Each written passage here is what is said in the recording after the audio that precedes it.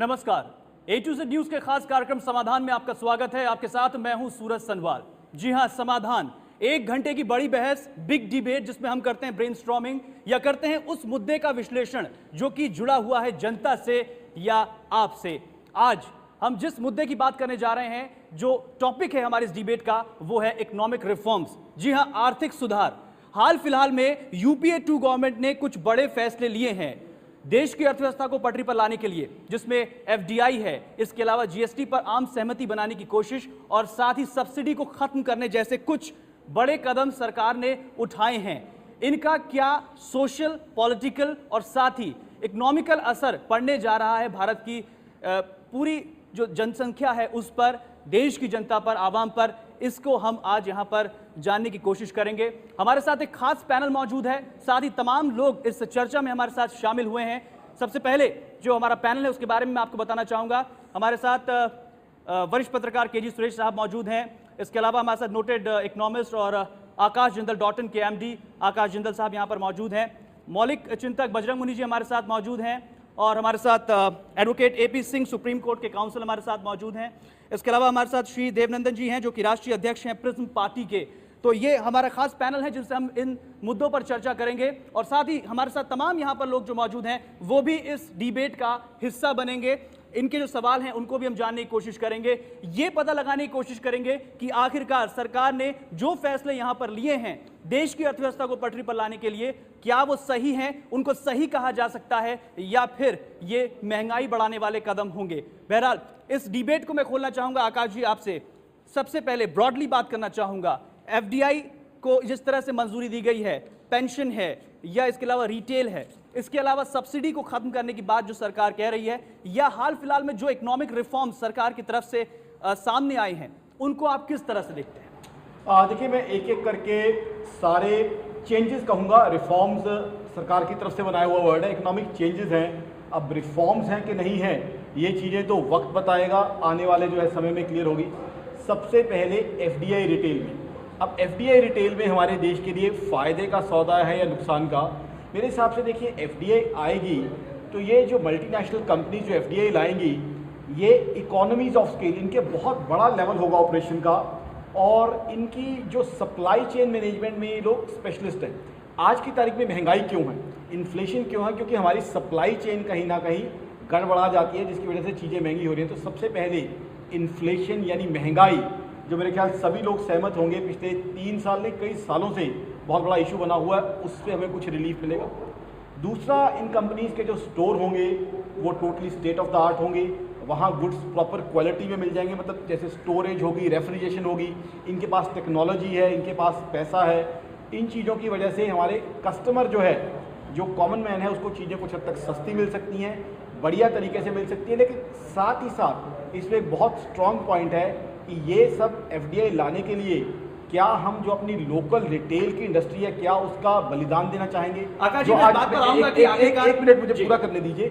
ये मैं तब चाहूँगा कि हमारे जो दुकानदार मित्र हैं या उनके पास काम करने वाले कर्मचारी मित्र हैं, उनका हित सुरक्षित रहे, उनके हित पे किसी तरह की तलवार ना लटके। और क्या ये हो सकता है? मेरे हिसाब से ऐसा मॉडल हो सकता है कि हमारे जो एग्जिस्टिंग दुकानदार मित्र हैं या उनके पास काम करने वाले कर्मचारी मित्र हैं, उनके भी भविष्य सुरक्षित रहे और एमएनसीज आए, उसका फायदा हमारी जनता को, हमारे कस्टमर्स को। मैं इस बात पर भी आऊंगा कि आखिरकार क्या एफडीआई के आ जाने से महंगाई खत्म हो जाएगी, लोगों को रोजगार मिल जाएगा, देश की जो सारी समस्याएं हैं वो खत्म होने जा रही हैं, इससे कितनी हद तक प्रॉब्लम सॉल्व होंगी, इस बात पर भी आऊंगा। लेकिन केजी सुरेश साहब, मेरा सवाल आपसे है, क्योंकि ये जो इकोनॉमिक रिफॉर्म्स जिसे सरकार कह रही है, आर्थिक सुधार, ये मुद्दा सिर्फ इकोनॉमिक ना रहकर पॉलिटिकल भी हो गया है। यूपीए 2 शुरुआती 3 साल में शांत बैठी रहती है, उसके बाद पॉलिसी पैरालिसिस का लेवल लग जाता है सरकार पर, आनन फानन में कुछ बड़े स्टेप्स उठाती है। क्या आपको लगता है जल्दबाजी में लिया गया फैसला है? देखिए, मैं इसको इकोनॉमिक रिफॉर्म नहीं, इकोनॉमिक डिफॉर्म कहता हूँ। रिफॉर्म मतलब सुधार, डिफॉर्म मतलब डिफॉर्मिटी, विकृति। आप देखते हैं, बड़े ताज्जुब की बात है, पी साईनाथ ने अपने एक बहुत ही मशहूर लेक्चर मतलब में कहा था कि एक भारतीय किसान का सपना है कि वो अमेरिका में एक गाय बनकर जन्म ले, क्योंकि अमेरिका की जो गाय है वो इतनी सब्सिडाइज्ड है कि यहाँ की सब्सिडी खत्म करने की तो बात कर रहे हैं, लेकिन एग्रीकल्चर को पूरी तरीके से वेस्ट में सब्सिडाइज कर रखा है। वहाँ का सोशल जो सिक्योरिटी नेटवर्क है वो इतना मजबूत है, हमारा कोई तुलना ही नहीं है।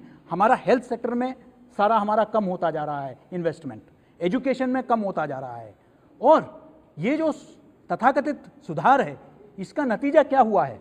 आज अलीगढ़ में जो ताले बनते थे वो बंद हो गए, चीनी ताले आपके हर जगह मिलने लगे हैं। आप देख रहे हैं कि आज हमारे दिवाली में जो देवी देवता है, गणेश और लक्ष्मी जी की मूर्तियां जो है वो भी चाइना से बन के आती है। हमारी इंडस्ट्री ठप हो गई है, लोकल इंडस्ट्री, लोकल कुम्हार जो है वो बेरोजगार बैठे हुए हैं। ये सब आपका जो है, ये जो लिबरलाइजेशन ग्लोबलाइजेशन का जो एक हुआ है, उसी के वजह से हम आज देख रहे हैं कि किस तरीके से हमारा पूरा डोमेस्टिक इंडस्ट्री को नेस्तनाबूद कर दिया गया है, खत्म कर दिया गया है। आज मुंबई में और बड़े बड़े बेंगलोर जैसे शहरों में एटिल्ला जैसे अट्टालिकाएं बन रही है, दूसरी तरफ झोपड़पट्टियां बढ़ रही है, गरीबी रेखा बढ़ रही है। जो किसान है वो खुदकुशी करता जा रहा है, उसकी संख्या बढ़ती जा रही है किसानों की। किस बात का रिफॉर्म है ये मुझे आज तक यानी समझ में कि नहीं आया। एक राय ये भी निकलकर सामने आ रही है, और वो ये है कि कहीं ना कहीं जो ये इकोनॉमिक रिफॉर्म्स हैं ये कुछ परेशानियों का सबब भी बन रहे हैं। इससे रिफॉर्म नहीं बल्कि काफी हद तक महंगाई बढ़ रही है, कईयों का रोजगार छिन रहा है।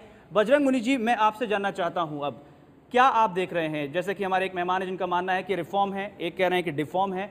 आपको क्या लग रहा है, क्यों सरकार मजबूर हुई ऐसे फैसले लेने के लिए? ये भी मेरा एक सवाल है। हमने स्वतंत्रता के बाद दो प्रकार की अर्थनीतियां देखी हैं, एक 91 के पहले की और एक 91 के बाद की।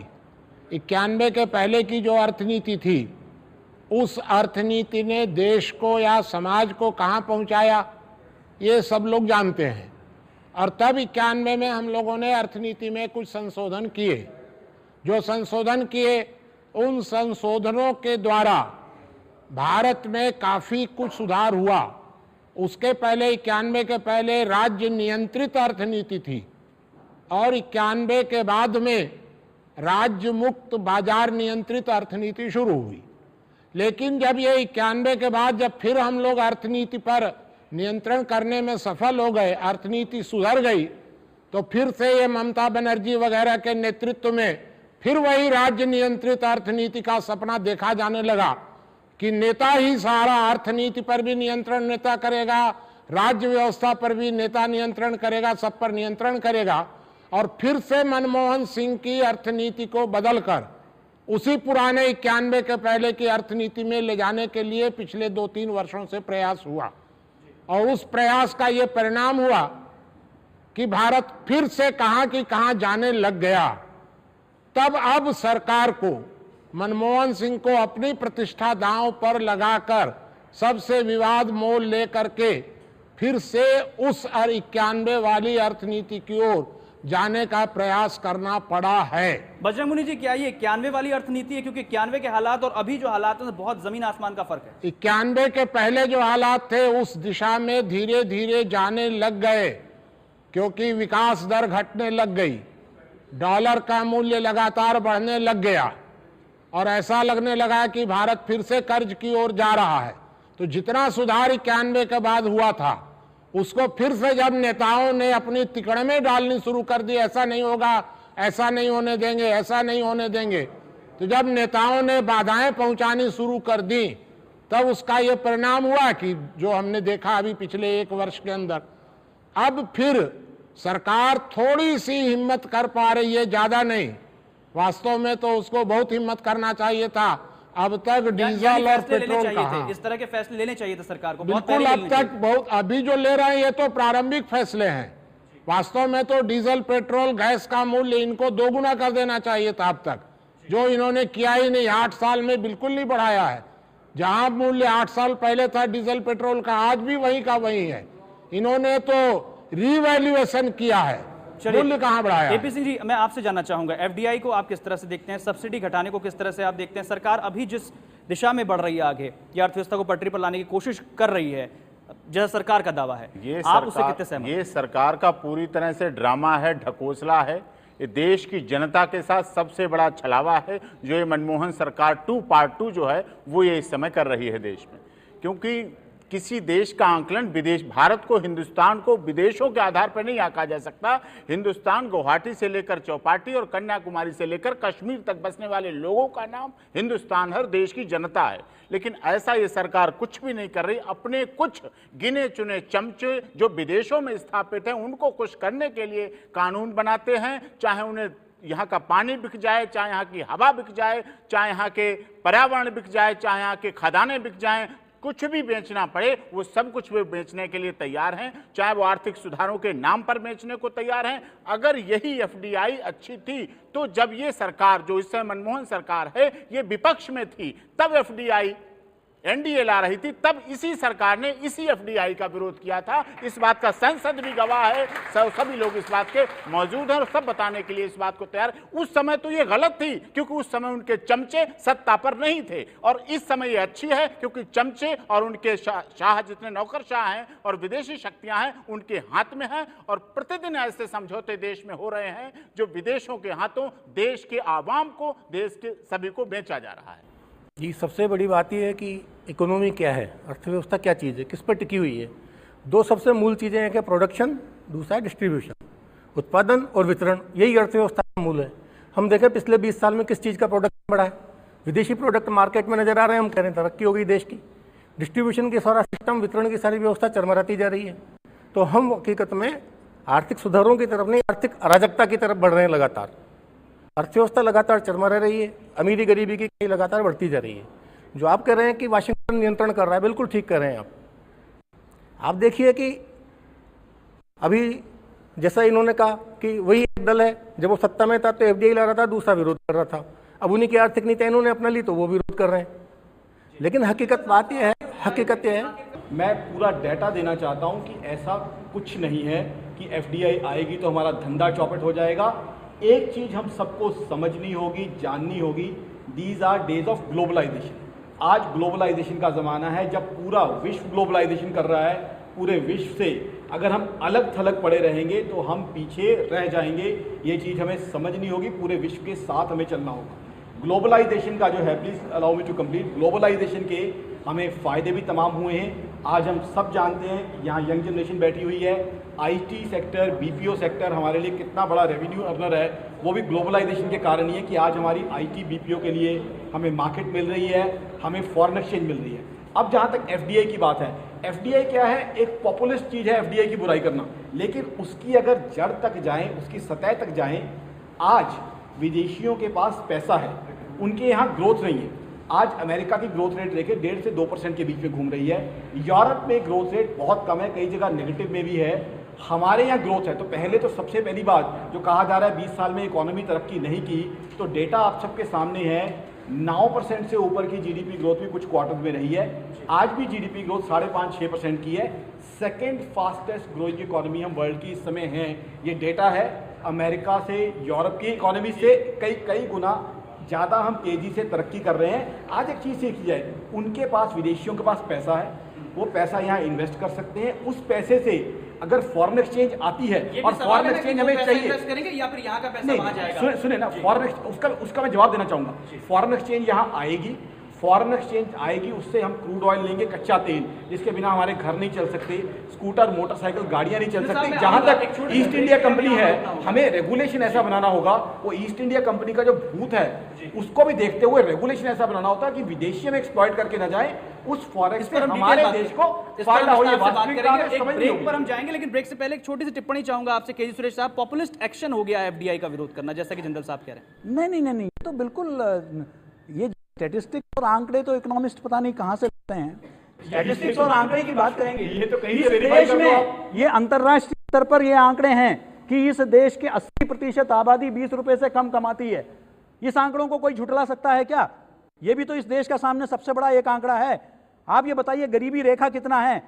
लोकल इंडस्ट्री, डोमेस्टिक इंडस्ट्री जो है वो खत्म हो गई है। आज आप एक हाथ से दे रहे हैं, दूसरे हाथ से ले रहे हैं, ये कहां तक न्यायोचित है? मेरा सवाल ये है, एफडीआई आप ये क्या समझ रहे हैं, वो यहाँ क्या समाज सेवा करने के लिए आ रहे हैं? एफडीआई वाले वो जो पैसा इधर डालेंगे वो कितना ले जाएंगे, इस बारे में भी हमें सोचना होगा। और एफडीआई 100% एफडीआई दिया है फूड प्रोसेसिंग में, एक भी यूनिट नहीं लगाया अभी तक। क्यों नहीं लगाया? वो ये लोग, आपको लगता है देश, आप सुनिए, एफडीआई का पहले जब सिंगल ब्रांड रिटेल में दिया गया तब हमें बताया गया कि ये देश हित में है, क्योंकि ये आउटसोर्सिंग जो है मैंडेटरी 33% या 30% उनको देश से ही खरीदना पड़ेगा। और आज इसी एफडीआई मल्टी ब्रांड में करते हुए सरकार ने आराम से बड़े धीमे से एक कन्वीनियंटली उस क्लॉज को हटा दिया और मैंडेटरी परचेसिंग को प्रेफरेबल परचेसिंग कर दिया कि आपका प्रेफरेंस होना चाहिए लोकल आउटसोर्सिंग के लिए, लेकिन मैंडेटरी नहीं। कल यही चीज मल्टी ब्रांड रिटेल में भी होगा, यानी कि आप पर कोई दबाव नहीं है। तो बहुत सारे सवाल हैं और ये यहाँ पर एक बहुत बड़ा क्वेश्चन है कि आखिरकार सरकार जिन्हें आर्थिक सुधार कह रही है, क्या वाकई में ये देश की दिशा और दशा को सुधारने जा रहे हैं या फिर इसका कुछ अनुकूल नहीं बल्कि प्रतिकूल असर पड़ेगा। बहरहाल इस मुद्दे से जुड़े हुए तमाम पहलू हैं, उन पर हम बात करेंगे। हमारे साथ यहाँ पर गेस्ट मौजूद हैं, साथ ही कई लोग हैं, उनकी राय भी हम जानने की कोशिश करेंगे कि आखिरकार सरकार के कदमों की कितनी सराहना वो कर रहे हैं। फौरन लौटते एक छोटे से ब्रेक के बाद।